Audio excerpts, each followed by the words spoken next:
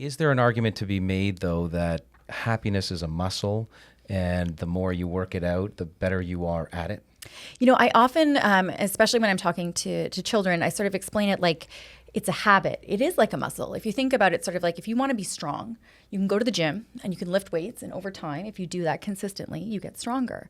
And happiness is the same way, our mental health, right? Like sometimes I go to like one of those home design stores and I see that sign that says choose happy. And I'm like, it doesn't work that way, right? We don't wake up in the morning and we choose our outfit and we choose happy. We actually have to work at it.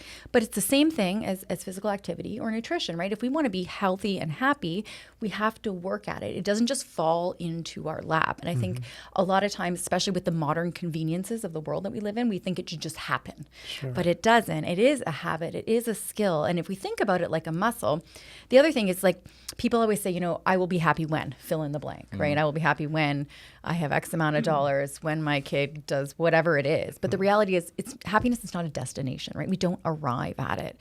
And so I don't see happiness that way. I see happiness the same way that I see physical activity or nutrition. So what I mean by that is, say, for example, you had a green smoothie in the morning and you put all the supplements and all the superfoods, everything in it. No one would ever drink that smoothie and then be like, thank you, Gillian. Terrible. I've reached nutritional wellness, right? We would never say that because we understand that if we want to be healthy, we have to choose healthy food most of the time.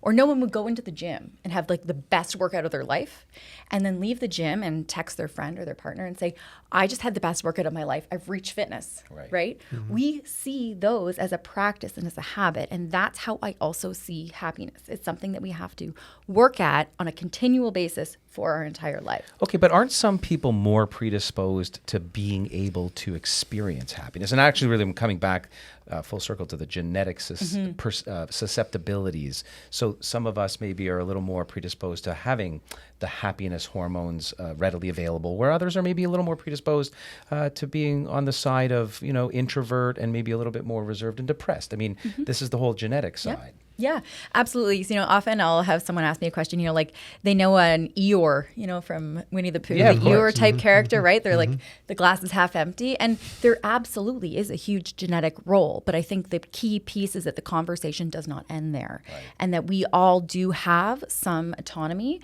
and some opportunity to influence it beyond there. We all have this range. And yes, some people genetically, myself, for example, my mom was going through boxes in the basement a little while ago. And she found my report cards from when I was a child. And I was reading like my kindergarten report card and it said, Gillian's a fairly happy child. And I would have to say, like, I'm probably on the happier side genetically. But even that being said, I really, my one regret, and it's not really a regret, but I wish I would have measured my happiness before I started studying happiness. Because I try all of the things that I read about in my research and I'm happier now, I would have to say, but I don't have the baseline to check that.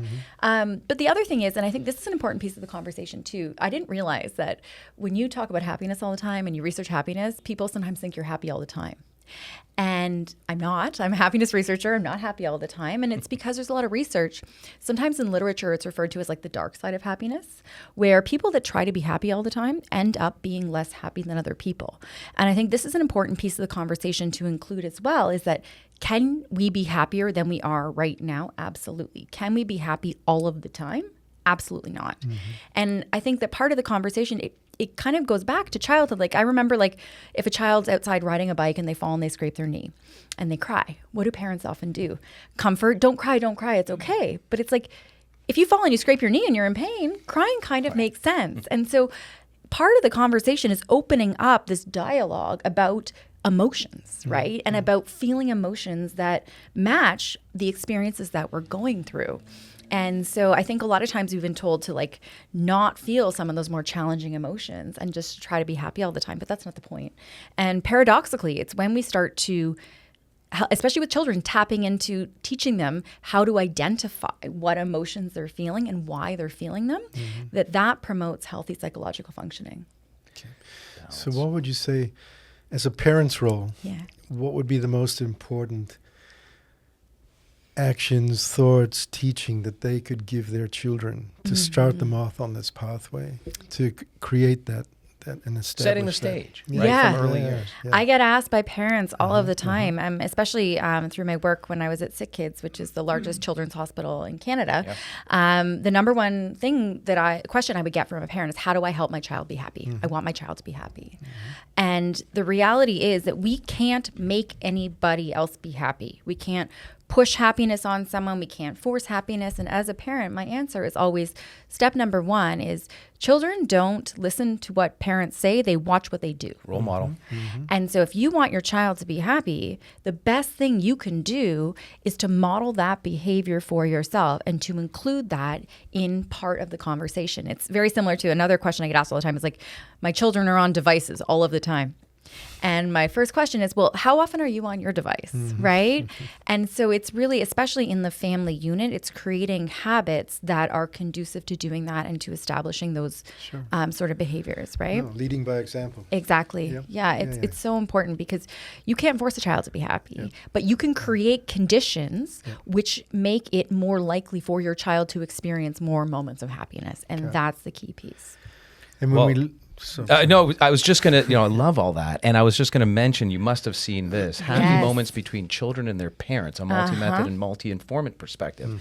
A lot of studies, of which I know this is your area of expertise. Yeah, this is a brand new one. This is a good study. Meta-analysis. Yeah. Well, do you want to speak to it? Because I think research shows that positive family dimensions, such as communication, open emotional bonds, parental support, strongly predict happiness in children. And I think you said something so important a couple of minutes ago, which is, no one, genetically or otherwise, is meant to be happy all the time. Right. I think that's probably a DSM diagnosis of some sort I'm not familiar with, but it's an imbalance, and nor should we be sad all the time. There's got to be a happy medium. But we're not geared that way. It's probably not even survivalistic. But what this is talking about is, just to your point, it starts early. And our viewers, our listeners want to hear just what Dr. Murray was asking, how is this best established? And it sounds like what you're saying is it really starts with openness and communication and role modeling. Absolutely. And, I talk to people all the time, and especially parents right now. When I ask parents, were you taught how to be happy in school? No one ever says yes, because that was never a part of the conversation for parents today growing up. Things are changing now, which I think is really exciting.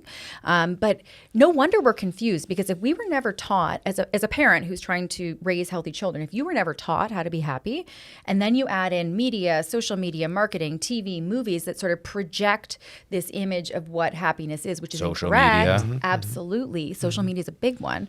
It's like, no wonder we're confused, because we don't even understand what it is that we're promoting, right? And I think that when we look at the family unit, there's such an opportunity to have conversations with children, talk about their feelings. Why are things going on? Especially at the dinner table, right? It's this great place if you can eat family dinner together, which research shows is something that can be a very powerful thing to increase communication with children, to learn about what they're doing. Because especially, a lot of kids want to just go home and put on the TV or play video games, but having that communication with family is something that is absolutely critical. And it's missing from this day and age. I know in your clinical practice, Dr. Murray, you face, parents with dilemmas all the time in their children's screen time, and it's just overwhelming. And then I'm sure you're guiding them out of that as often as possible. But what are some of the detriments of early child? We're talking as early as maybe 2 years, like just shut up and watch, and then what they end up watching is detrimental to their happiness psychology, right?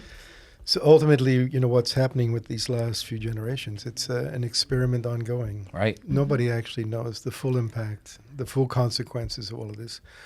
All we can do is go back to our original way of being and live that way as much as possible in today's environment.